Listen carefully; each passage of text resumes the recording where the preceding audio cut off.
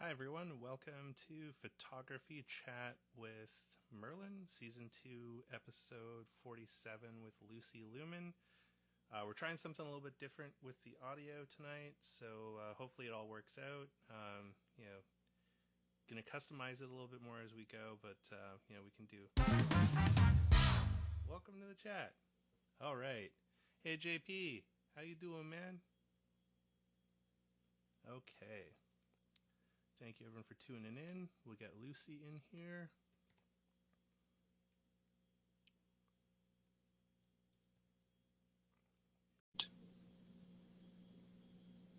All right. Oh, yeah, but the music. Okay. Hello. Hello. How are you Hello. doing? I'm pretty good. How are you? I'm great. It's good to see you finally. Yeah, it's good to see you too. You can hear me okay? I can hear you great. How about it out there in the Instagram worlds? How's it for the audience listening? Yes, yeah. Okay. Oh, I forgot to start recording on. Okay, just 1 second. No, you're fine. Okay, welcome to Photography Chat with Merlin, episode 47, season 2 with Lucy Lumen. And we got goofy intro stuff now. That's awesome. Yeah, the episodes are really racking up for you too. Yeah, it's getting there. Like, it's almost it's like over 60 episodes since I started this last year now. Yeah, wow. Yeah, it's awesome. I think it's awesome that you're doing it like every week too. That's like a real commitment to like get content out every week, you know? It's It hard. it is it has been a bit of work to keep up with that, but it's been pretty fun. I've been enjoying that. I like that L35 AF for life. I know, I just saw that. I was like, you. Yeah, I love that camera. It's a great camera. Mm.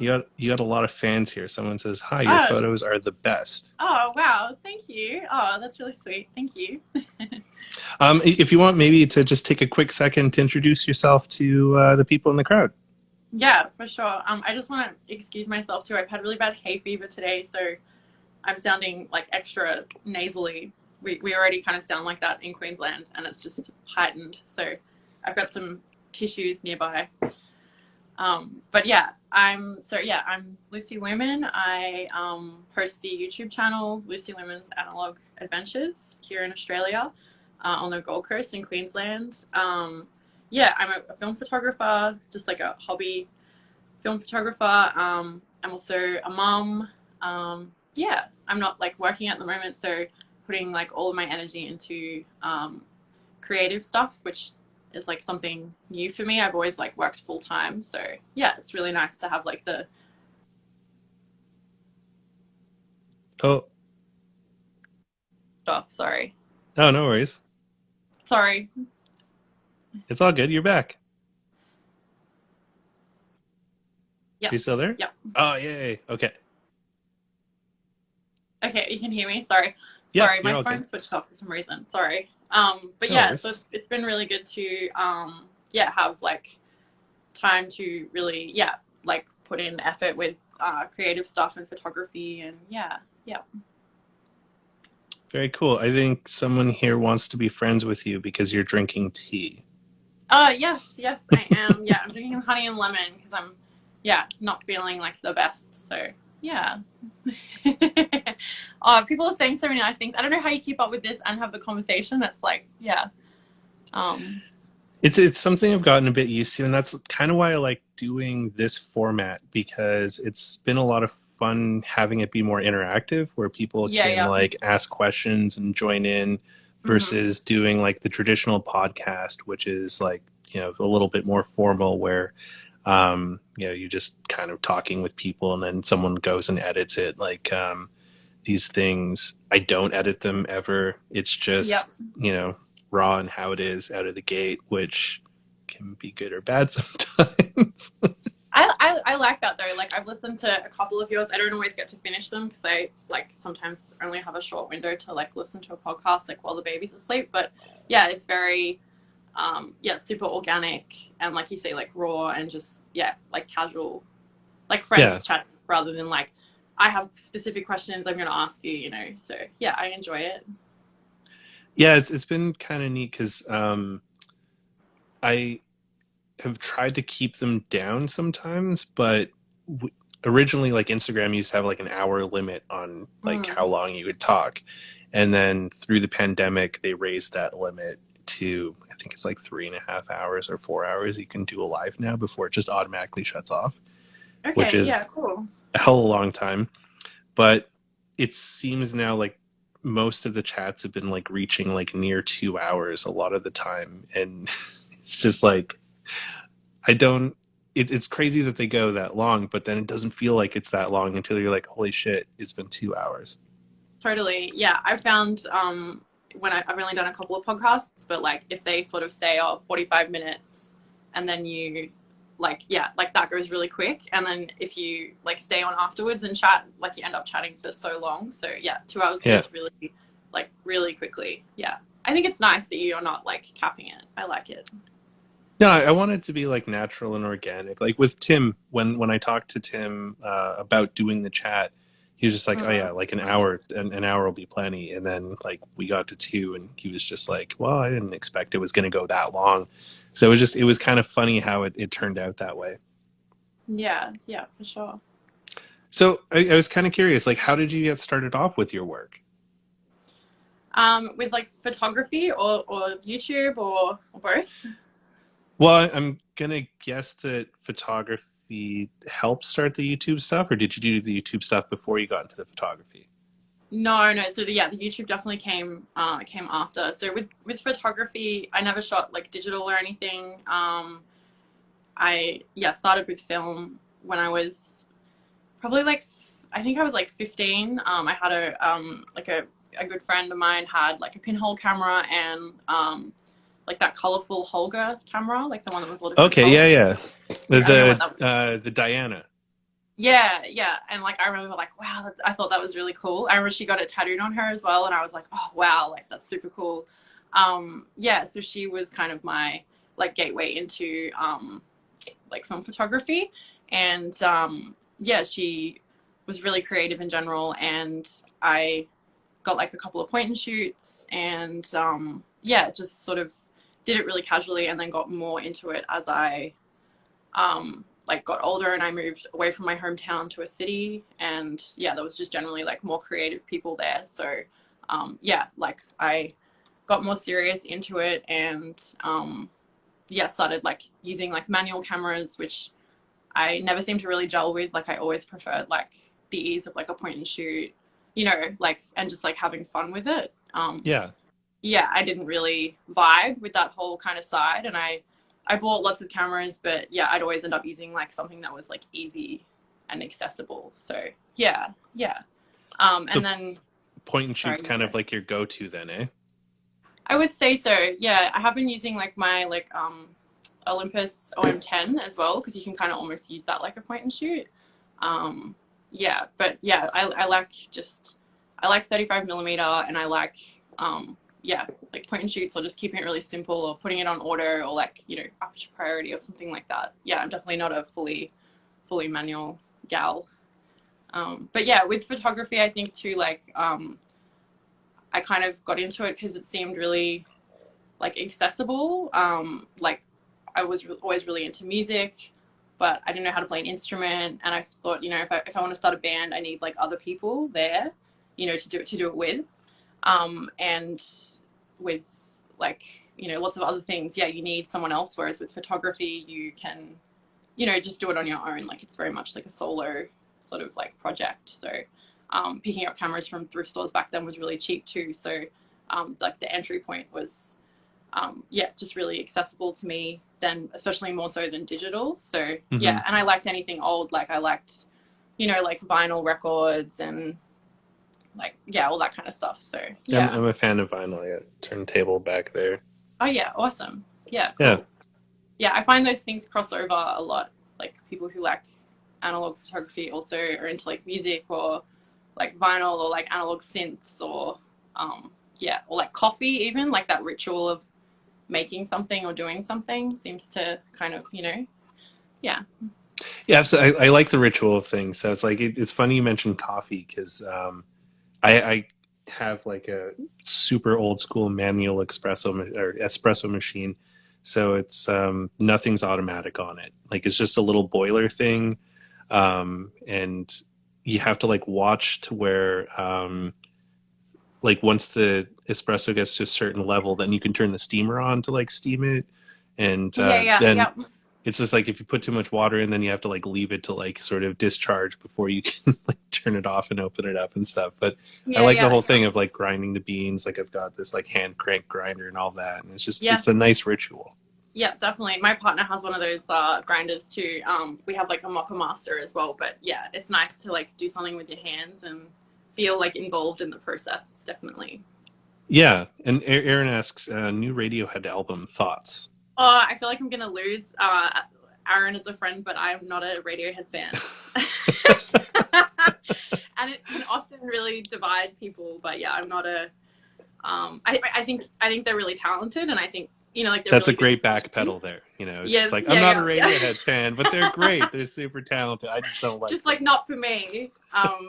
Yeah, I don't know. No It's thanks. too like yeah, not like polished, but I mean, there's some songs I like, but I'm definitely not like a big time like Radiohead fan. Like, I'm in the same kind of camp with that. Like I can appreciate them, especially as a kid of the '90s, where like we yes, were yeah. subjected to a lot of Mm-hmm. Radiohead back then, which is probably why I don't Rejected super. too. Yeah, yeah. Much like the people of the 2000s were subjected to Nickelback, you know, the kids of Mm-hmm. the '90s were Yeah, subjected to Radiohead. So it's like yeah, and I have that yeah. like great thing where I'm at the age where I had to be inflicted with both of them. Yep, Yeah, yep. yeah, I it was hear so you. good. Yeah. Is Nickelback a thing over in Australia? Do people like that? Oh my god. Yeah, Nickelback's the thing. Yeah, I remember. I remember Nickelback. I was born in '92, so Okay. but I remember it being on like yeah, like I remember when they came out and stuff. Yeah, people. I've definitely run into some people who like Nickelback, which is yeah, kind of Aaron's like, concerning. "What's I wrong with don't Nickelback?" know. But then he laughed about it after, so it's like he couldn't even be serious about that in text. Yeah, he knows. He knows what's wrong. And Morgan, it's not a Benjamin Medwin. It's an old Braun espresso maker from like the '80s. I bought it off some lady on Facebook Marketplace, and she was really sweet about it. She's like, "It's manual and it's really old, and like, let me show you how to use it before you take it." And she Mm. made me a cup of coffee with it, which I wish she hadn't because none of my cups of coffee have been as good as the one that she made. So it's Ah, like I know this can make better coffee, but I oh, suck at it. yeah, yeah, yeah, yeah. Yeah. So she set the bar kind of high, and now I'm Hi, just and then like, you're just like, ah, damn, yeah. yeah. Someone's like Nickelback. We used to make jokes about Theory of a Nickel Creed because there was all those bands that sounded the same. Yeah, yeah, yeah, yeah, Yeah. Creed and yeah, that same voice, like, Yeah, where it's like they yeah, all really wanted to be Eddie Vedder, but they just weren't talented. yes, yep, Yeah. yes, yeah. How My much partner calls that voice like a beer garden voice. Like, I don't know, like I can't even remember how he like came up with that, but yeah, just like very kind of like every guy will try and sing like that if they do like a. Yeah, someone a in the comments like, "Roar." yes, yes, that's it, yeah. That's absolutely it. So, like, when you got into photography, like, what inspired you to like start shooting and get into it, and like, where did it grow from there? Probably I would say like a huge inspiration was like movies and music. So I have I should have got it with me, but I bought this book when I was a teenager. I'm not sure if you're aware of Edward Culver. He like No. photographed like a lot of Black Flag covers, and he photographed all of like that early '80s like hardcore scene in LA, Okay. which I was really into. Like musically, I was really into it, and a lot of my friends were into that. And yeah, I came across him, and he was obviously a film photographer, so it was like back then. And he just used one camera, and it was like all shot in black and white, and he was just taking his camera to shows and taking photos of bands, and then his work sort of progressed from there. But like that, and watching a lot of movies. Like I watched a lot of movies as a teenager, and now I can see where I got a lot of my like kind of composition and like lots of like other things from. So What was like some of your inspirational movies that really got you excited about things? Oh,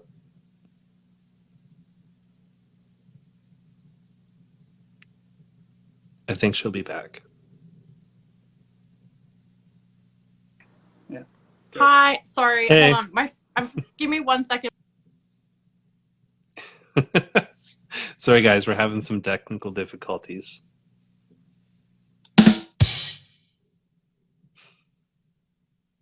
And Aaron, I don't think there's any such thing as too much coffee. Hello, can you? Hello, welcome back. Hello. Oh, I'm sorry. Sorry, my phone like screen like just went off. I don't know why they do that sometimes. Sorry. I've had a technical difficulty. Yes. So this is the problem with live and unedited. I hope that doesn't make it like too difficult for you. No, it's Um, no problem at all. okay, cool. What were we talking about? Edward Culver. My partner just brought the book in actually. So yeah, it's a lot of like kind of yeah, just black and whites of like shows around that time. And I think some of like the LA riots and stuff as well. But Oh, wild. yeah, it's really cool.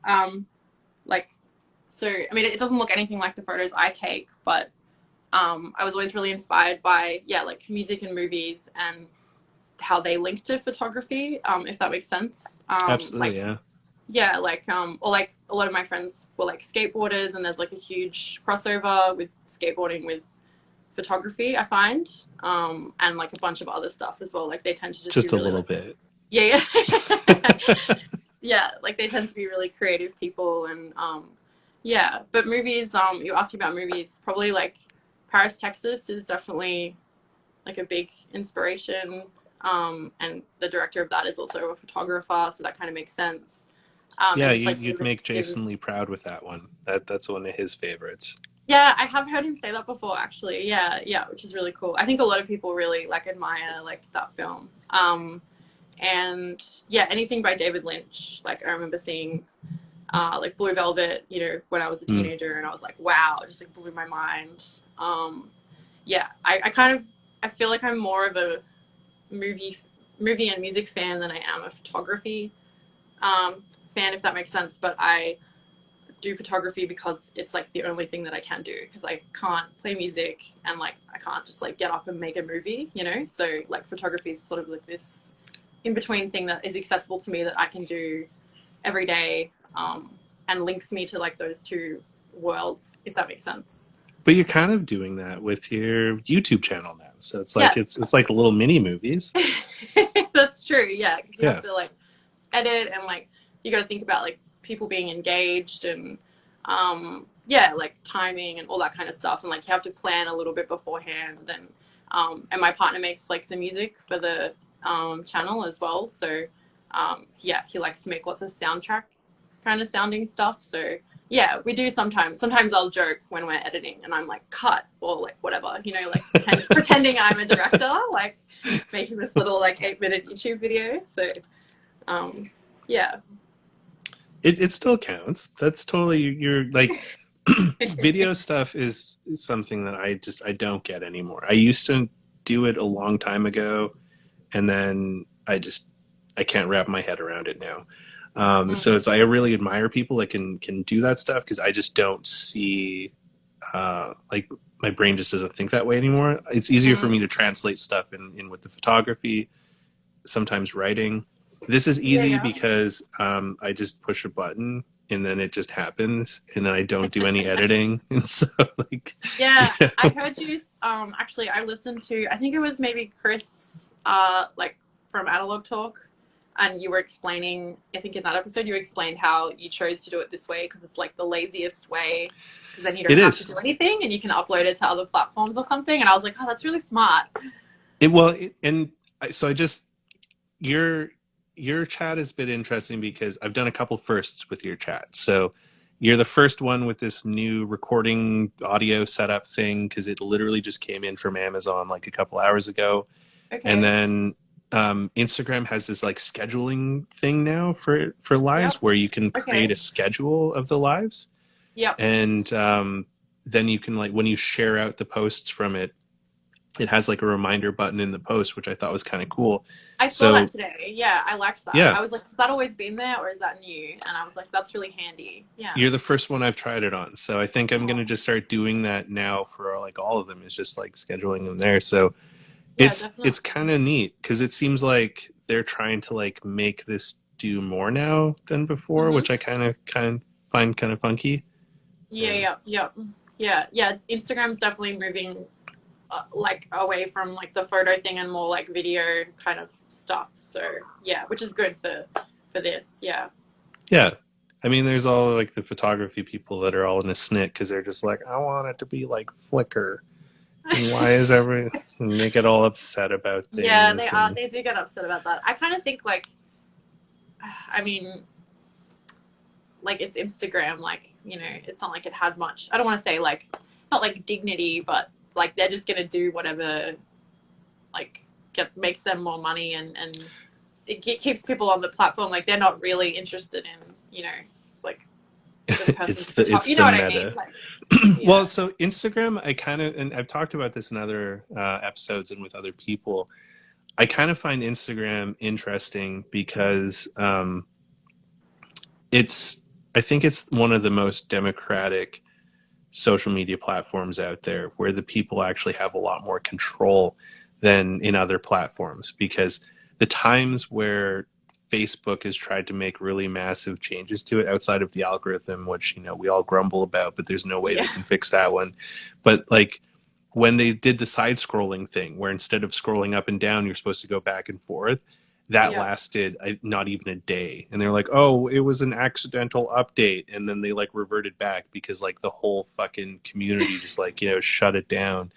And like it's interesting because like the Instagram community has more power than like on Facebook or like Twitter and things like that, where Mm. if people stop putting stuff into then it's not going to do anything anymore. So um, Yeah, that's true. I kind of Yeah. find it interesting from that perspective. And then yeah, of course, social media can be toxic and everything, but if you find a way to harness it in a way that's not toxic, it can actually be a very powerful tool for good. And that's something 100%. that I've Yeah. discovered, like especially through the pandemic, is that this Hmm. has been a very helpful tool, not only for me but for like lots of other people. And things like this have been something that's helped me through the pandemic. And from comments that I've gotten from people, it's helped other people too. So it's Totally. yeah, Yeah. That's so true. I think it can be definitely be used for good and like the internet in general. Like even like with like YouTube, like that definitely helped me after I had so I kind of started the channel like a little bit because I had a baby and like I had a really like traumatic like birth like experience and I just was super low afterwards and I wasn't doing any of the normal things that I would do. I mean, obviously because I had a baby, but yeah, it really like kind of broke me. And my hmm. partner like noticed that and he suggested to do something like start a YouTube channel. He's like, we're always watching all these other channels, like you should do something. And like I put it off for a long time and then I'm so glad now that I've done it because like it's given me, I don't want to say it's given me like so much to live for, I feel like that's dramatic, but like it really got me out of my like my slump and helped me have like an identity away from just being a mum, which is really it's really difficult. It's really hard to it's hard for both parents, but Yeah, so much of it falls on like the woman and it can be really difficult. So yeah, I'm really grateful for YouTube for that. And that's not where I would have thought I would have looked for like meaning, I guess. So, and I've met so many great people as well, like people I talk to like every day that are all over the world through starting like the YouTube thing. So yeah, like you say, like the comments make you feel really, I don't want to get all like cheesy, but yeah, it's just nice to like, yeah, have that like support and also be able to connect with a bunch of people that like the stuff that you like because it can be hard to find them in real life or like, you know, near you that you see, you know, like. Yeah, absolutely. Like it just it lets you feel like a sense of community, and like, you know, it's just kind of nice to help other people feel a bit better through these like really weird times. Where is it here? Insta now only gives a shit if you're a content magician. Yeah, it does kind of feel like that. Yeah. I don't know. Like, I mean, it's do you give a shit about it too? Like, so I got kind of caught up a while back of like I really wanted to get more followers and get this and get that, and it was like Mm-hmm. really starting to stress me the fuck out. And then I was just like, why do I even give a shit about that? And when I just stopped giving a shit about that, it felt a lot better. And the engagement I get is great because it's a genuine engagement. Like it's Totally. you know, it means a lot more than like if I had a bunch of just like rando shit happening. Definitely. I totally agree. I'm the same. Like, I think everyone, like, at some point focuses on, like, the numbers or, like, if I put out a video and then it just flops or, you know, you feel like, oh, no, like, I don't have this amount of likes or views or, you know, like, followers or whatever. Like, that's definitely a real thing. But, like, definitely agree with you that I think it's sort of, like, more valuable to have a smaller like audience but have a really engaged audience. Like I find that like in the comments like on YouTube, like I always get back to everyone, or I try my hardest to get back to every single person so that I can create like a conversation with them. And you know, like that's why I'm doing the channel, so that's really important to me. And yeah, I've definitely created a little group of people, and that's super important to me. So That's yeah. cool. So it's like you're building your own little community kind of thing. Yeah, I hope so. Yeah, yeah, yeah. So what like how did you get started with the YouTube? Like where was the jump from that? So yeah, like I said, like my partner was pushing to do it because he's a real like he has all the gear for everything, and as soon as he starts a hobby, he'll just like he buys everything for that, you know. Um, like he like has like so much fishing gear, but like he's not really fishing at the moment because he's like all into like you know something else. So he had everything to sort of film, and he was already making music, and he has like some background in like sound engineering and stuff like that. So he was like, we should do this, like just give it a go. And yeah, and then once we did it, we just started like we couldn't stop, and we were putting out videos like really regularly. I think we've done 30 in 6 months, which is Holy pretty good. shit. Yeah, pretty good considering like I don't want to talk myself up, but like considering like we have a small child, like you know it's pretty hard to get that done, but like it's really rewarding when we do it, and it pushes us to like get out of just the like everyday grind of all the things that come with like having a baby, you know. So it's like worth it in the end, even though it can be like a struggle sometimes to get it done. But yeah, I think also with YouTube, like I watch a lot of like YouTube film photography stuff, and I didn't see heaps of like females on there, or it seemed harder to find them. Like you'd have to kind of search, and their channels wouldn't be like as big, and you just sort of keep getting the same people like replaying after you've watched a video. You know what I mean? Which I've is never fine. noticed that at all on YouTube. Not one bit. And like those channels are great. Like I'm not trying to like cut anyone down, but I don't know. I felt a little bit like sick of seeing the same kind of thing. And if you know either like a tech review that's you know really serious, and I don't know, like I find that stuff really dry. But like that's just me. I know a lot of people really enjoy that. Or like I don't know, like doing night photography, but it has to be long exposures, and you've got a tripod, and like there's all this stuff that you need, and or you've got a really expensive camera. You know, I just didn't really feel like that was speaking to me and how I take photos. So I wanted to put that out there in the hope that other people would be like, oh, that's what I do, or that people would be like, oh, I don't need all this stuff to start taking photos. You know, like I can just have one camera, like a point and shoot, and just go out and have fun. And you know, like I really wanted to like kind of make that the focus of the channel, and I think I have like succeeded in that, because I do get a lot of messages from especially like younger females saying, you know, I saw your like video like shooting cine still or whatever, and I was really intimidated by that like film or like doing night photography, and the way you did it like seemed really like fun and easy, and I've done it and I've really enjoyed it. Like, and that stuff also means a lot to me. Like if even if like one person does like from one video one person does something they wouldn't normally have done, then like yeah, I feel like I've gotten across what I wanted to, if that makes sense. So wait, sorry. See, you don't have a Leica then? I'm sorry. This chat's over. We're just kidding. Yeah, like okay, Yeah. bye. Thanks for coming out. No, just, No. totally just kidding. No, You're right though, because there's so many of those like gear things, and like I don't really like going onto YouTube looking for photography stuff, because I don't want to circle jerk about gear with like Yeah. a bunch of dudes that probably don't shoot anything that's interesting at all.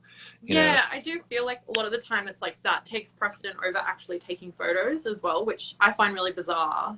But at the same time, like I think film photography is like a very multifaceted kind of like interest, in the way that like some people are really into like developing film and like printing, or like some people are really into like gear and cameras and like taking it all like apart and fixing it, or like some people like just really like shooting, or some people are really into the theory side. Like there's so many different like aspects of it. So like I'm really respectful that some people might like that and not like what I like, and that's fine. But I just did feel like that was like 90% of what I was seeing was like me with my Leica, or like my Mamiya 7, or I don't know, and like a lot of people shooting like 120 and talking about that being like a step up. Do you know what I mean? Like that kind of like there's levels to photography. Yeah. Yeah, there's lots of different levels to photography, and it's cool that there is that variety where like if you're looking for like if you want to know how to like develop film, do the like you were saying with all the different things, you can find it.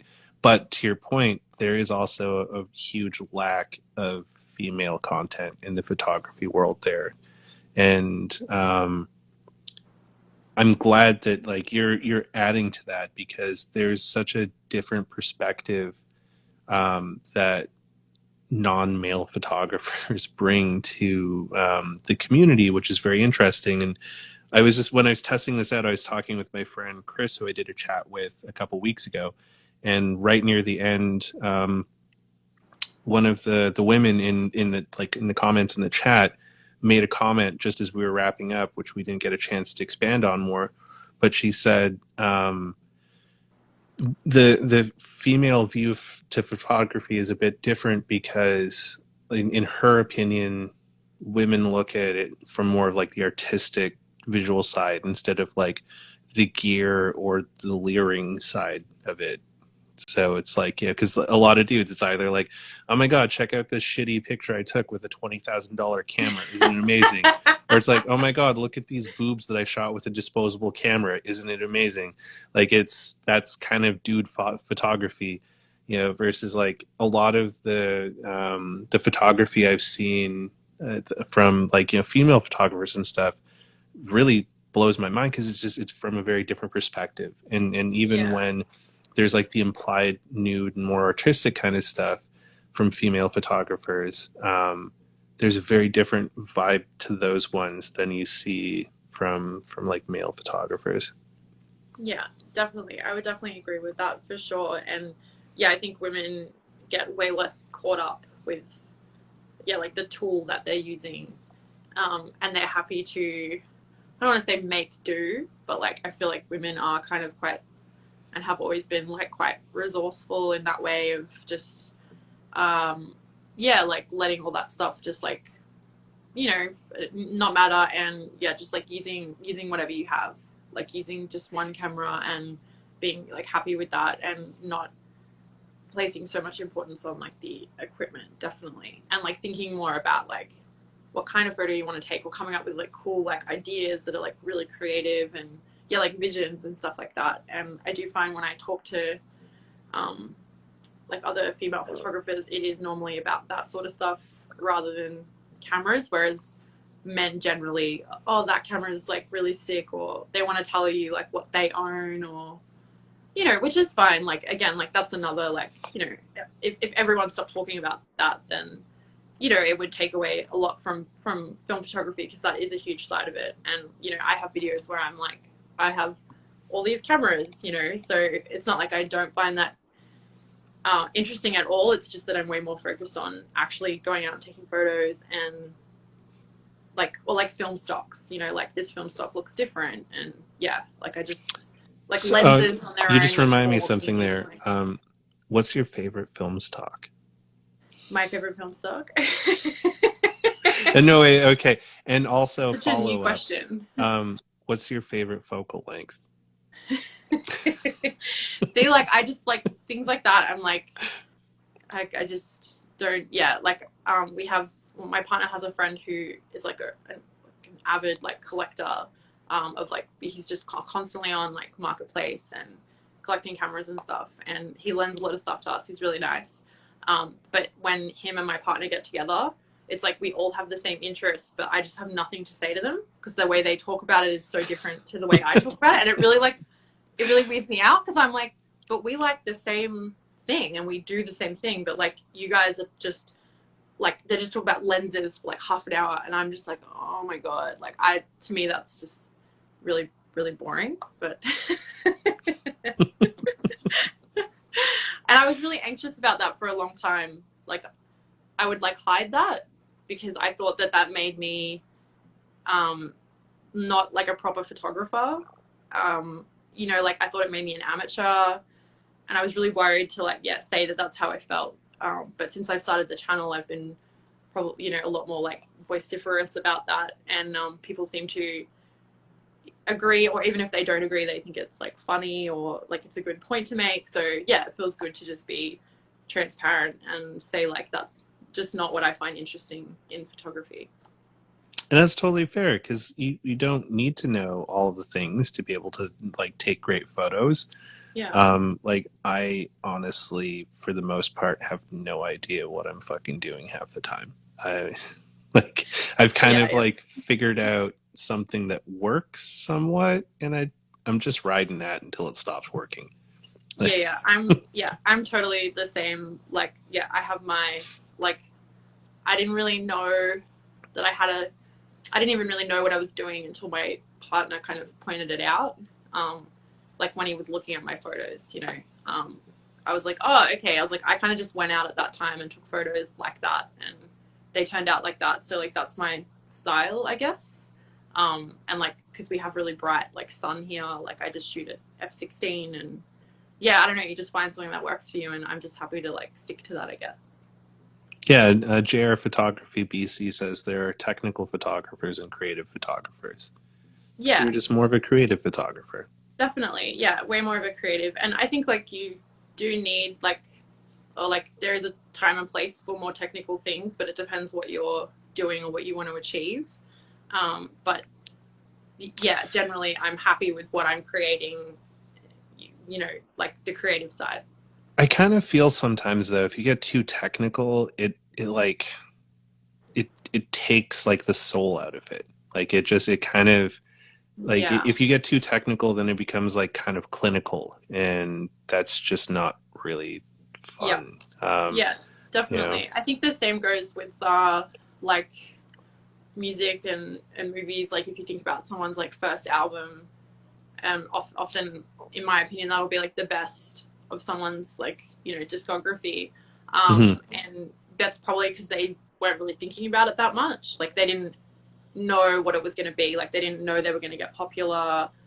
They just sort of did it and put it out there, and they weren't thinking too hard about it. And then as they go on, they get more money, so they like have access to like more things, and then that skews like the pureness of like how it was in the beginning, if that makes sense. No, that totally makes sense because like you kind of you do see that with some artists, Mm. and like some of the like I one of the groups I really enjoy for their like lo-fi side of things is the Mountain Goats.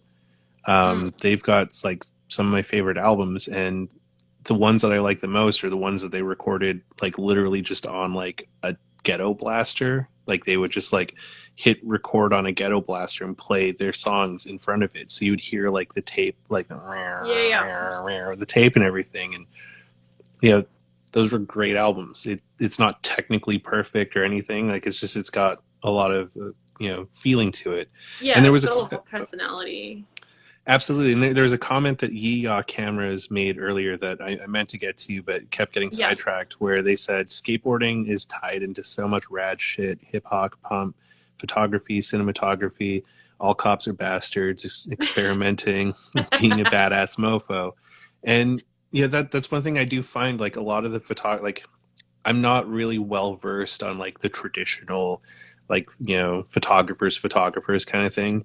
Same. Most of the photographers that I really like are all ex skateboarders because like that's the culture that I grew up in the 90s and stuff, and it's just been really Mhm. cool to see like the things that like Jason Lee and Ed Templeton and Deanna Yeah. Templeton and Ray Barbie and like all the Yeah. Grant Britton, like all those guys, like their Definitely. photography Yeah. is really and that comes from like a sort of not super crazy technical, more of just like Yeah, more of a DIY. Like yeah, skateboarding always had a exactly. really like DIY kind of, and like was always very in line with like a punk kind of uh like ethos. Um, like yeah, I always really gravitated towards like anything to do with skateboarding. I never did it, and I didn't like want to, but just the general vibe like of it and everything that went with it just really always really spoke to me. And like even watching skate videos like because they were on like with other people. Just like you'd find out cool music like from the skate videos. Like everyone had like their part and their song, and yeah, just the way that they were some of them were put together like seemed really like DIY. And I just think it's a really cool like subculture that has a lot of other things involved with it. Definitely, Yeah, it's given us so much. it has. Have you seen? I've asked a few people this lately, and they've been like, "Oh no, I haven't seen it." Have you seen Beautiful Losers? Yes, Thank you. I'm like waiting for someone to say yes because like all these and people that I would have thought would have seen it haven't I seen it. borrowed the book from a friend, and I haven't fully gone through it yet. So I'm just waiting for him to get angry at me for keeping it for so long. Yeah. That always happens with books. Yeah. But yeah, I like what like was exposed to like Ed Templeton and like Deanna Templeton's photography is like really cool too. Like when I was like a teenager, and I was like, wow, this is really cool. I never was into like you said, like classic photographers, like Ansel Adams, or like I don't know any. I couldn't sit there and have a conversation about all the classic photographers that followed like this way, and this is what you're supposed to do. And I'm not a rule person, and I never like Uh, was. Easy thing though, they were mostly all dudes and mostly white. Yeah, so I was like, you're not really speaking to me. Yeah, Yeah, exactly. yeah, Not really my people kind of thing. yeah, Um, definitely. but yeah, the Templetons' work is like so cool. Like they've been a big inspiration for a lot of my stuff, and I felt really stoked because I picked up a copy of Deanna's latest book, What She Said, Mm. and I just ordered it, like last month or something, and she posted a thing that it's totally sold out now, which is like great for her. But it's an amazing book. Like if you ever get Yeah, a chance yeah. to look at it, I think you'd really dig it. Yeah, I'll have But to. I'm like a bit like out of the loop at the moment because like I feel like when you have a baby, then it's like just everything gets like shut off to you almost. But yeah, I'll have to look it up for sure. But that's awesome. You got a copy. Like if it's sold out. yeah, like you might be able to find it through some like if you look on online retailers, there might be a few places that still have it, but the publisher that she used, it was done through Mac Books. They're all Okay. sold out now, and like I ordered Yeah. it from them. But like their books are so fucking cool. Like I ordered their fuck, I can't, suburban something, but it's like a double book that they did where I didn't really understand the concept of it till I got it, and I'll just let me grab it. Okay, yeah. It seems like it's hard to explain. Someone said Margaret Kilgallen was an amazing artist. Yes, that's a sad like scene in that in that documentary. Yeah, she was amazing, and Barry McGee too. Mary Ellen Mark. Yes, I don't know the other two. I'll have to check them out. So I've been on like a really fucking insane book buying tear the last little bit. And spending a lot of money. Yeah, I've been spending more money than whatever. But this is the What She Said book. And it's really cool. Like, so it's a mixture of her photography, and then like she's got like, so it's just like, you know, old photos from like way back in the day. Yeah, awesome. And then some of like her journal entries and stuff. Oh wow, that's really cool. So it's kind of like mixed. It's not just like photography. Yeah, it's kind of like a mix. Like yeah, that's cool. It's photography from like I think going back into the 80s until yeah, she looks pretty 80s on the cover there. That's her, yeah? Yeah, that's her. Yeah. It's her. like it's very, but it's a very cool book. It's really beautifully made. If you can find a copy of it, like I would definitely. Yeah. Like, some of the photos are just fucking amazing in it. Like that one there. Oh wow! Yeah.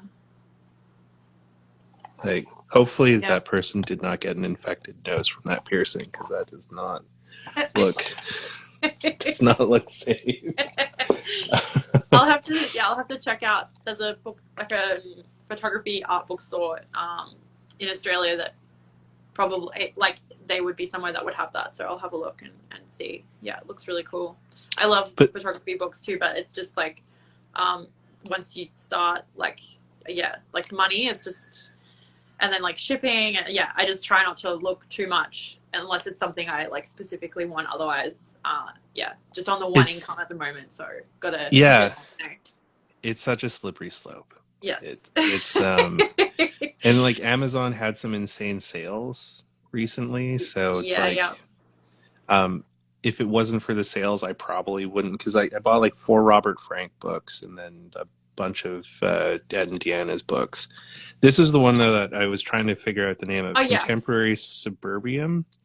Okay. And it comes in this like plastic thing, which I kind of found neat, and I was like, you know, why does it come in this plastic thing? And on one side it has like the title with Ed's name, and then on the other side it's the title with Deanna's name. And it's because it's 2 books in one. It's freaking wild. It's an accordion style book. Oh, cool. So it opens up like that. So when you open it this way, it's Ed's book. And but then if you open it up the other side, it's Deanna's book. And the really cool thing with this format is they can spread photos across pages. So so there's one where it's like the photo goes that's really across cool. both. Yeah, it's such a cool book idea. So this was like a really cool one. The design was wild. And then on like the wild design front of things, I got this Robert Frank book called Good Days Quiet, and it comes in this like little sort of paper sleeve thingy, and I was trying to figure out why it comes in this paper sleeve. And this is one of the coolest book designs I've seen in a while. So it's like paperish. So that's the front of it there, and then it's just kind of like thread bound together. Oh wow. Yep. And then it's just like full pages of photos. I love that. Yeah. And like all across, Yeah, and then like my partner and I were trying to figure out if he had like put the writing in on the on the top or well, if he did it on the negative, or if he like did it somehow in the darkroom, but it looks like super cool the way like he added words into yeah, the photos and stuff. Like, yeah, that's awesome. yeah, like it's a really cool book. Like if um yeah, like some of the shots in here are just like really cool. Yeah, that's awesome. Oh, I think you did well. I think you money well spent. They like seem I, like some really special book. Not that like all photography books are good, but it's nice when it's a little bit different to just the regular like style of book. yeah, it's a bit different when in like I've got some other ones that are like on the way too still. Like I'm still waiting for Jason's Galveston book, which has been Oh delayed yeah, for a bit. yeah, yeah, yeah. Um, and I managed to find a copy of The Americans, which is a really cool book. If you've never checked that one out, Robert Frank, The Americans is a really Yeah, cool photo book. I've seen it, and I think I've seen like some YouTube videos, like where people go over it, but I haven't actually had a chance to like look at it. But yeah, I got for my birthday not too long ago. My sister-in-law bought me Larry Sultan Pictures from Home. I don't know if you've seen No, that I've never one. seen that one. That's cool too. Like it's got like a linen material like cover, and there's a lot of like writing and kind of journal stuff inside as well. Like it's mixed kind of media, if you like. So you're getting something a little bit more than just the photos. It's very intimate and very like personal, and his photography is amazing. I went to there was an exhibition with him and Mike Mandel, I think it is, in San Okay, Francisco. Um, and yeah, that was really cool. But all of this looks like Larry a cool Sullivan's book. books, yeah, it's really good. All of his other books are like really expensive, or from what I've seen here in Australia, there he has one called The Valley where he like photographed um like like sets of like porn being shot, but it's like in the 70s, so like everyone's all kind of like done up, and it just it looks really really cool, like really cool idea for a photo book. That's I'm pretty awesome. sure that all of that's right. I don't know if I got any of the names mixed up, but yeah. No, no, I'm just taking a look at it here. It looks neat. Pictures from Home, Larry Sultan. Yeah, it's a good one. Good like It's like research. this picture of him or somebody swinging a golf club inside Yeah, next to a TV. that's his dad, I think. Like a lot of the pictures are like of his parents. So yeah, yeah, that's a cool one. But I haven't picked up anything else recently. A couple of zines. Have you made zines before?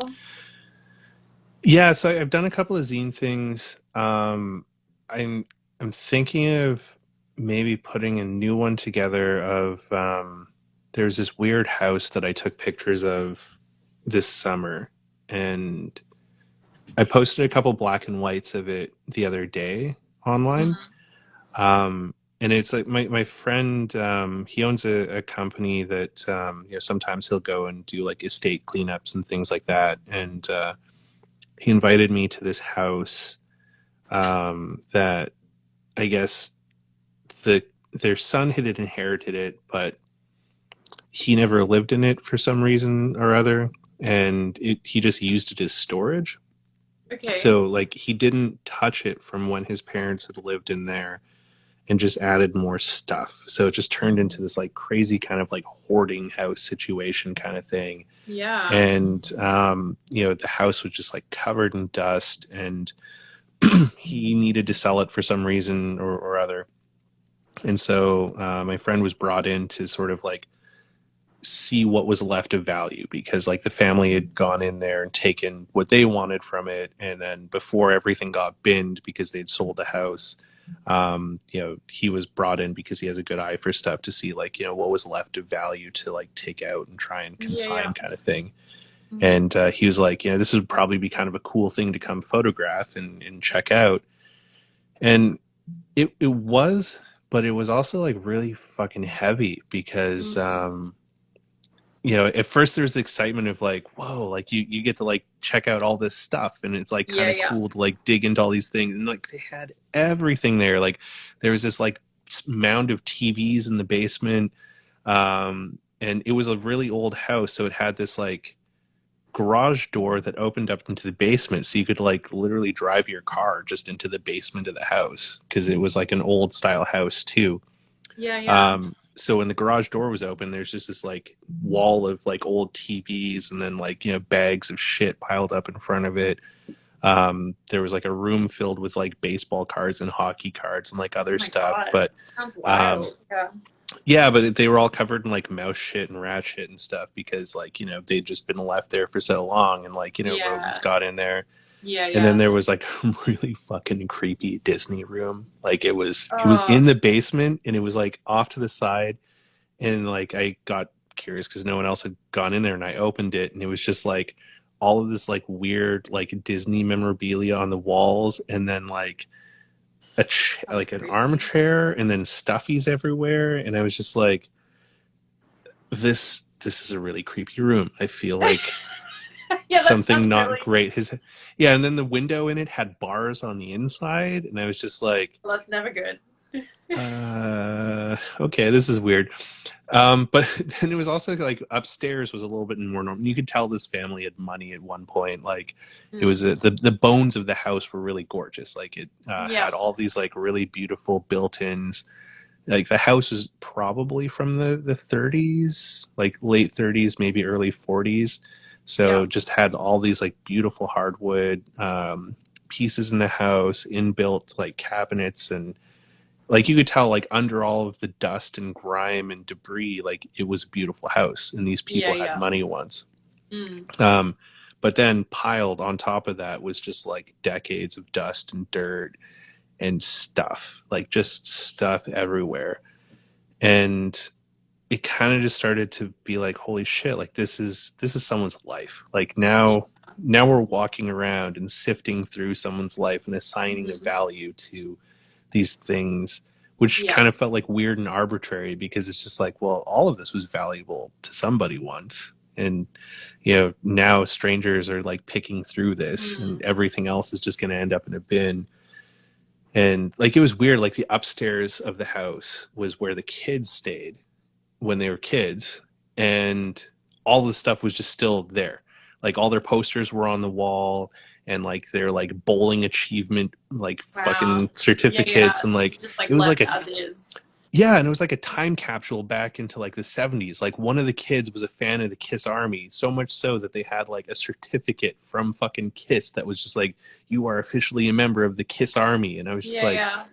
that's Wow. fucking cool. Um, but it was just, it felt so weird going through the house, and in the pictures.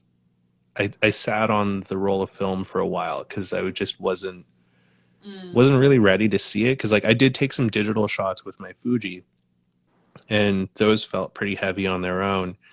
So I sat on the film for a bit, and I got it developed recently, and like the film was even heavier than the digital shots were. Digital shots, yeah. Um, so it's like I've been thinking about making a zine from Mm. those photos and like putting together a story. And I think I might want to call it The Accountant's House, because it turns out the guy that, like the original owner of the house, he was a certified charter accountant or something like that. Okay. So Yeah, yeah. That's a good um, title. Yeah.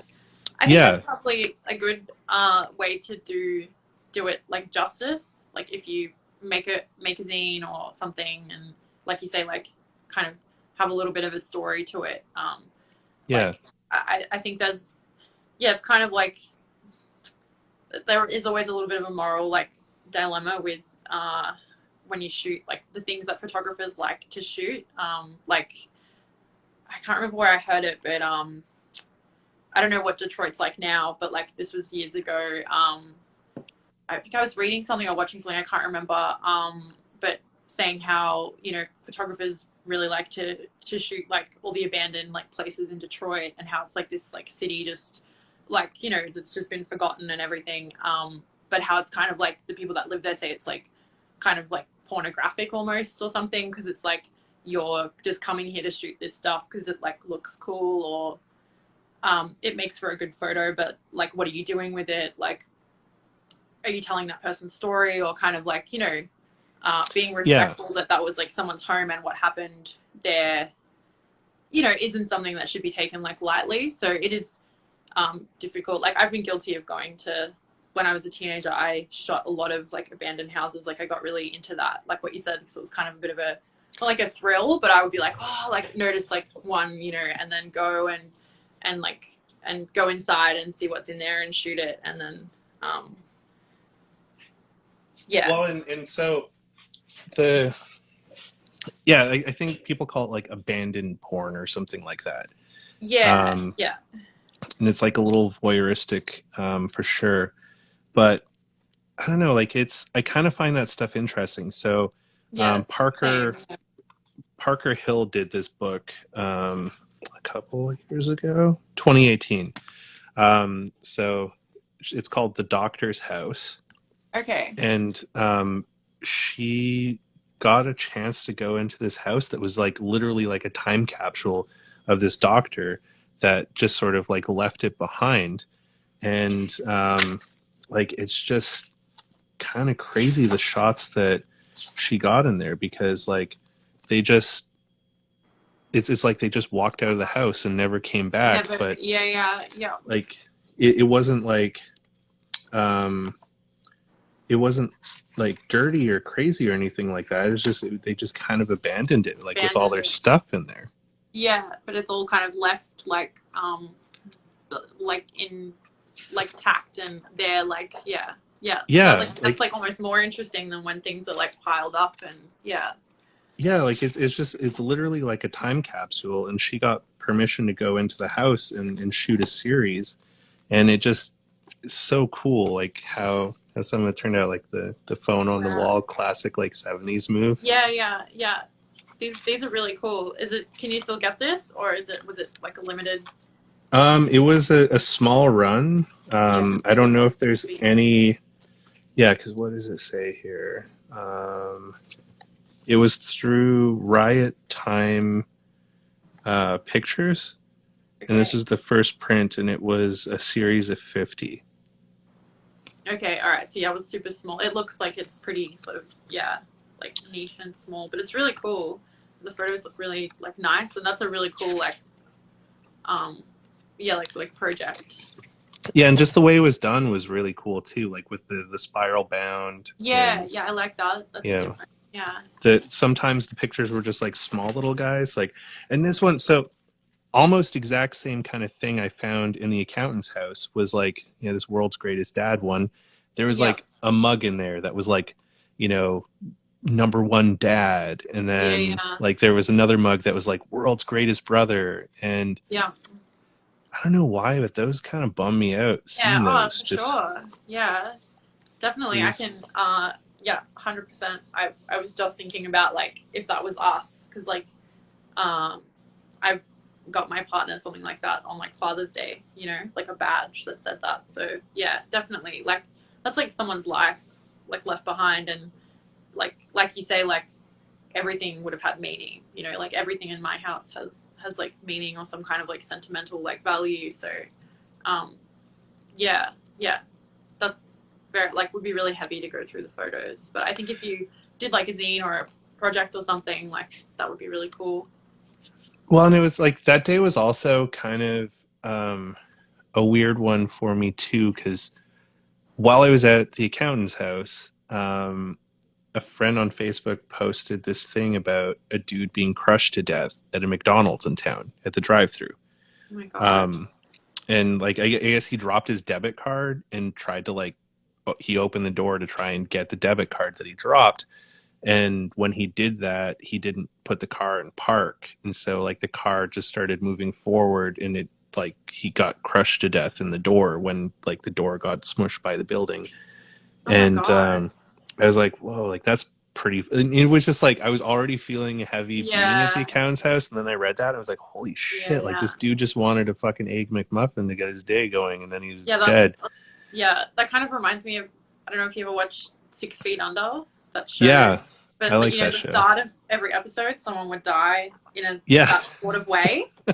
like people are Well, just living their lives and doing regular things, and then they just die, and then they end up at like the funeral home. Like it sounds like it started that. Like well, it was like it was super weird too. So I had to drop one of the workers off at the shop, which was downtown. And when I was driving back to the house, I got caught in traffic, and I was just sort of like spaced out, like not thinking, because like I was trying to process the house, yeah, yeah, and while I was stuck in traffic, we were like at a total standstill, and I looked over, and I was lined up exactly with the drive-through where the dude died, oh and my I could god, see like the pole that his door got stuck on, like it was still all bent and like pushed over and shit from his yeah, car, and I was just like, holy shit, like that's the McDonald's, and there was just people trucking through the drive-through getting their Big Macs and shit, and I was just like, man, like those people probably have no idea that like someone died there this yeah, morning.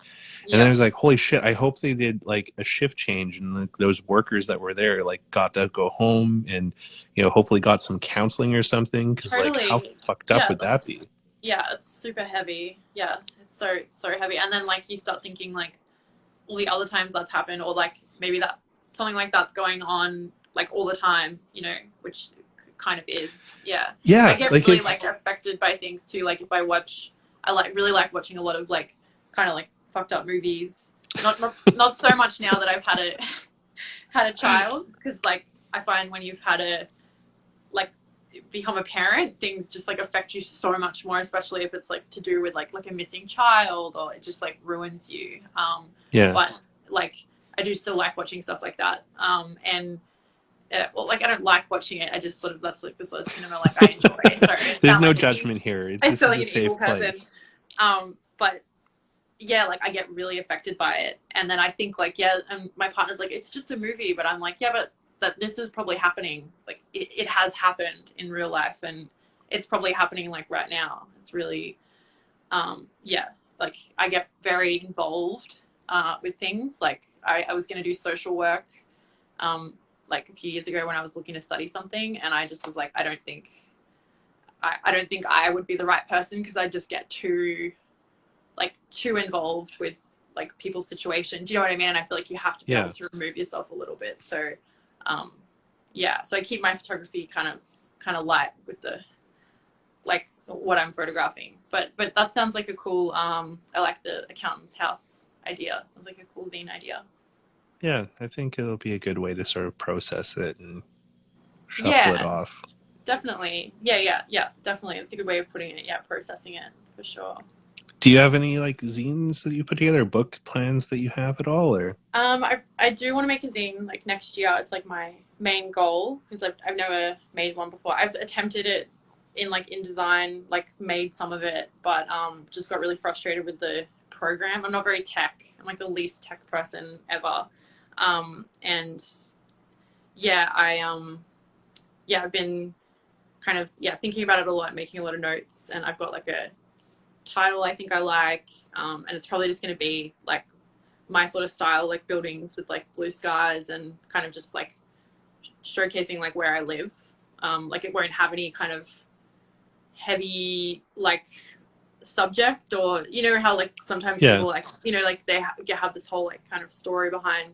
I kind of just want it to just be like a little like zine I've made of just like my photos that kind of represents my style, and like shows how I see the Gold Coast, like where I live, because I think I see it a little bit differently to how a lot of people that live here see it. So yeah, that's like my photography goal for next year, and I think it's good to. I've noticed I'm maybe not the best at like curating my own work, like picking out photos. Like I set up some prints on Darkroom Tech, like that website. You can like sell your Okay. prints.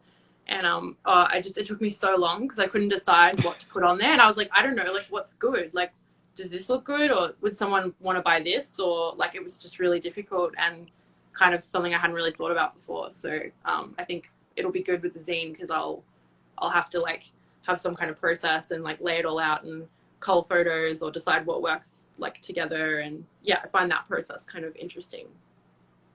That's really cool. Well, I'm looking Yeah. forward to that. I will definitely pick up a copy of the zine when you Uh, release it. Thank you. Yeah, yeah. I'm hoping I'll be able to do it like like have it out like mid next year. But and my partner will help me. So I'm lucky. There's always like two people doing everything. So yeah. That's cool. Have you done like any shows with your work in out there yet, or?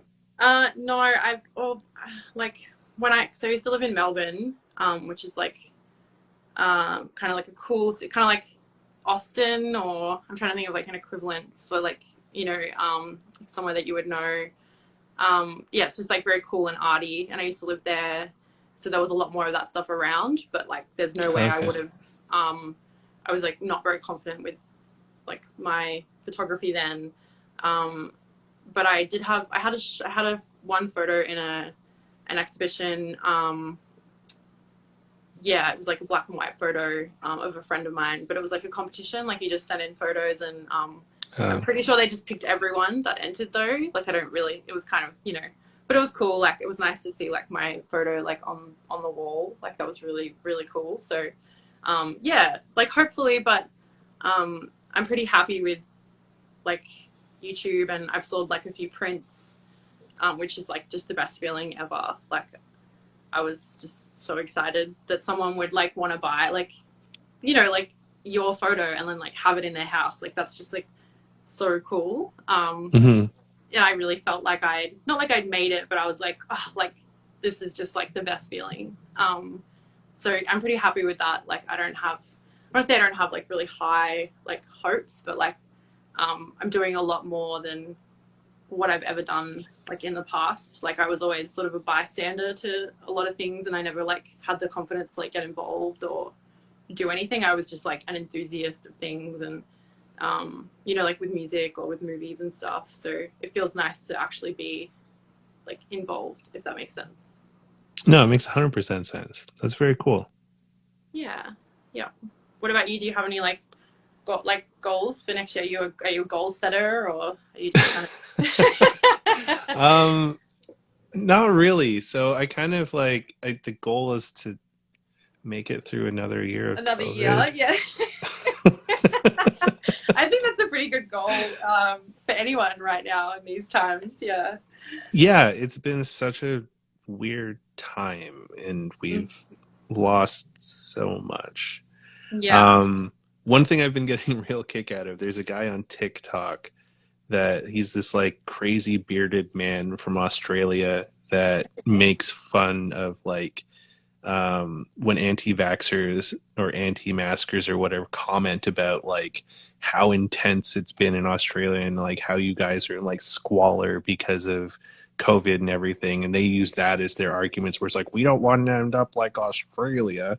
And so he makes these videos where he's just like, oh yeah, so I heard about these COVID concentration camps, so I downloaded some pictures of the one and I put some somber music to it. And it was just like these really nice looking trailers with people all just sort of like hanging out and just like Mm. they had to isolate and quarantine because they were infected, but like they did not look like they were in a very bad way at all. They were like, in bikinis, doing Yeah. yoga, having Yeah. cakes with each other. Like, Yeah. they were just Yeah. still living life, but away from everyone else so they didn't infect them Yes. responsibly. Yeah. Pretty much. So, Yeah. Yeah. Yeah. That's really great. I'll have to look it up. Yeah. It's been a lot worse for pretty much everyone else. We've been really lucky here, especially where I am, like in Queensland. We've mhm. never had like any kind of like hard lockdown, really, and like really minimal cases, and it's just been like we've been really like super super lucky. So I feel really grateful for that, and I would never be like, oh, it's been so hard, like because everyone else has struggled like so much more. So um, yeah, I have family in Melbourne, and it's been a lot worse there, but still in comparison to like the rest of the world, it's nowhere near Yeah, I heard bad. like early on when Melbourne was in like their lockdown, there was some like rich people that like took their boat to Queensland when they weren't supposed to and tried to like, Yeah. come over, and there's like a Yeah. big thing about them not supposed to do that, and they got in a lot Yeah. of Yeah. trouble. And just Yeah. like, well, at least the rich people got in trouble.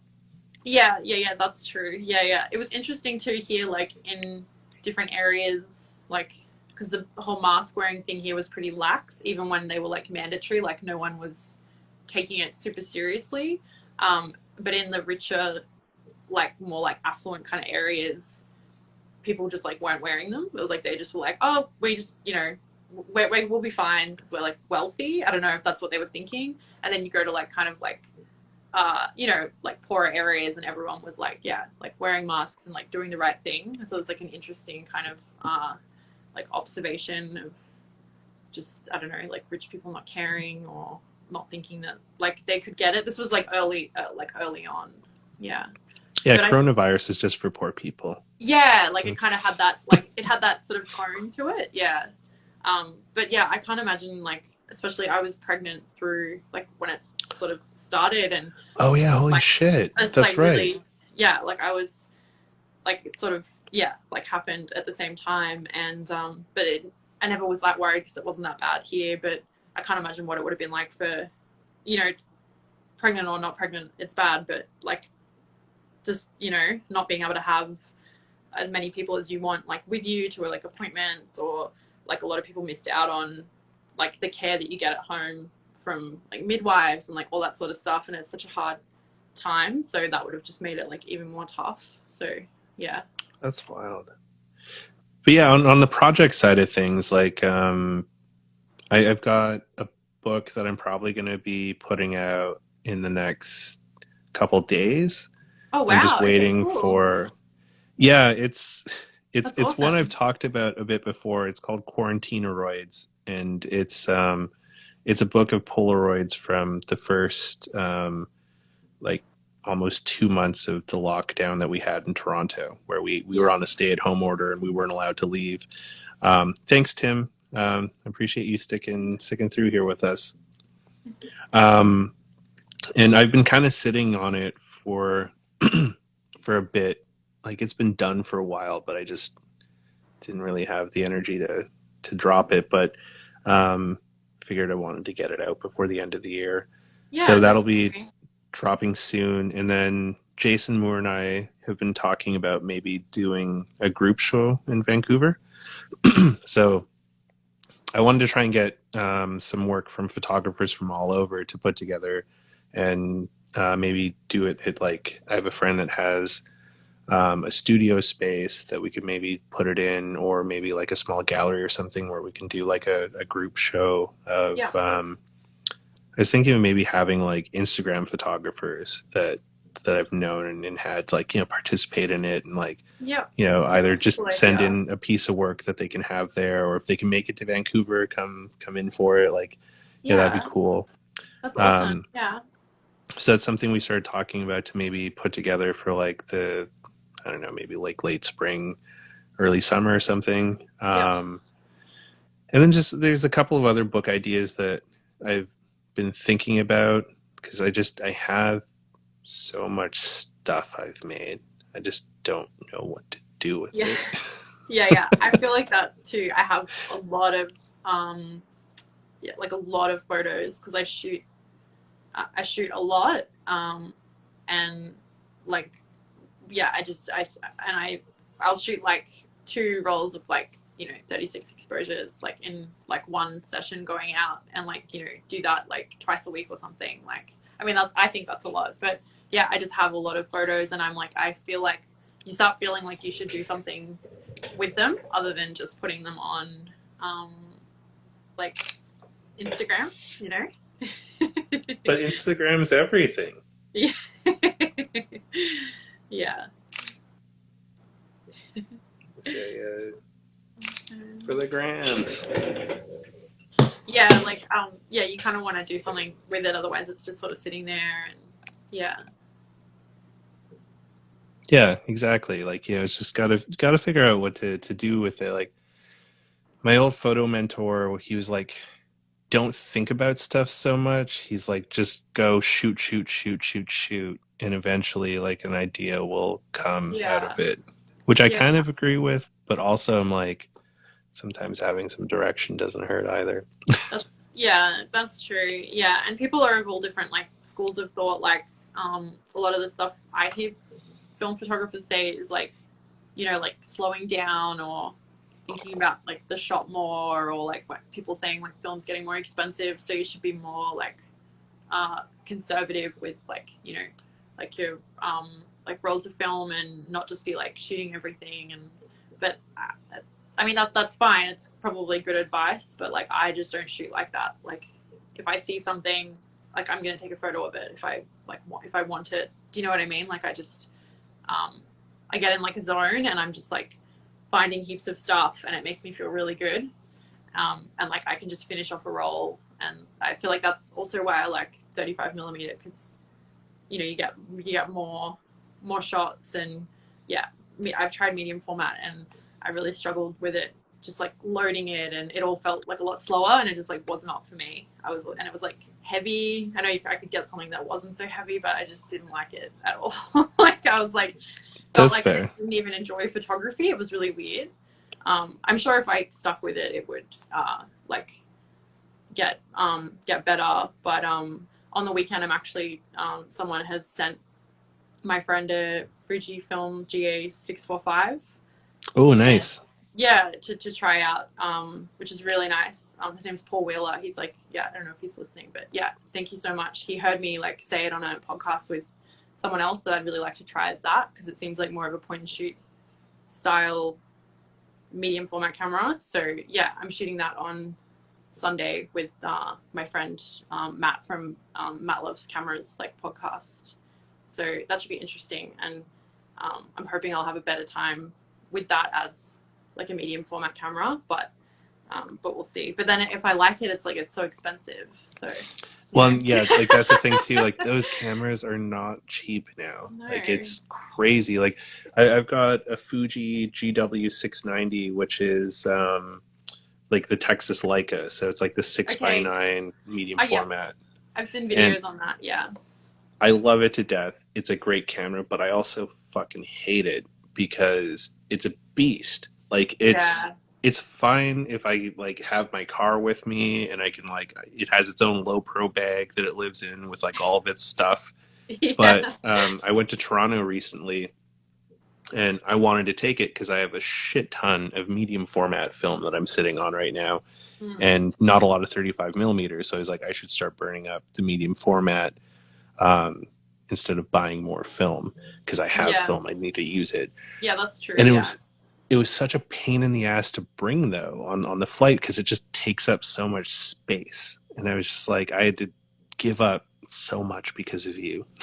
it sounds like you're But talking then about a child. Like that's how I feel every time I leave the house with the baby. It's like you have to have so much stuff with you, and you have all these bags, and like they sit in the car, and they've got their own like little seat, and you're just like, oh god, like yeah, it's a lot. my large format's like that. So my 4x5 is definitely like a child, and it's like there's a whole like ritual that goes into like, you know, taking the 4x5 somewhere. Yeah, That's a whole other thing. But then when I got the negatives back from shooting with it, I was like, I fucking love you, and I never want to shoot with anything else other than you. Yeah, and JR is like in 8 frames per roll.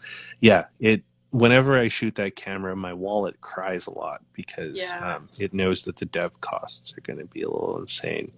But yeah, the shots that come back from it are fucking beautiful. And I was just like, okay, I like yeah, you, but you're a pain in yeah, the ass. yeah. It's just not an all the time kind of thing, probably. But yeah, it's just I feel the same way about like large format too. Like it always looks really nice, but like I don't know, there's just no way. I mean, that would be like my worst nightmare, because I don't know, it just feels really like you got to set it all up, and it's like I would just be honestly, I would be like in tears if I had to do that. Well, it's a totally different process completely. Yeah, So it's like, excuse me, I like shooting with my 4x5. I have a lot of fun with it, but it's also like if I'm shooting people with it, it's very different than if I'm using like a 35 millimeter with it or something. Because with the 35 millimeter, like you just kind of you point it at them, you focus, you make sure exposure's right, and away you go. yeah, But yeah, with like the large format, it's like okay, you got to get in there, and then you got like you're over the thing, and you're trying to like fuck yes. You get around and this. get the Ah, focus right, and then you're like, don't fucking move because you're in focus now. But then they move, and yeah, it looks you know really it's stressful to me. Like it's a little stressful, and it's just like, the same guy that was like shoot shoot shoot shoot shoot. He was also like, you don't take photos with large format, you make photos with large format. And I didn't understand that until I started shooting with it, and it was just like, oh Yeah. yeah. And Yeah. he also used like, it's like something between like meditating and wanting to kill yourself. And it's just like, and I understand that one too now. Yeah. Yeah. It seems like it's, I think it's for a particular type of person. And yeah, you've got to have like a level of kind of patience, for it that I definitely, don't. I get like bored really easily. Like if I don't understand something straight away, like the way something works, like I wouldn't call myself like a problem solver in that way. So like I just want things to just work and just to be able to use it and to be like seamless so that I can just focus on the photo pretty much. It's just how I am. Yeah, it's sometimes it's nice to just have something that you can easily go with, which is, I'm guessing, why you like the point and shoots.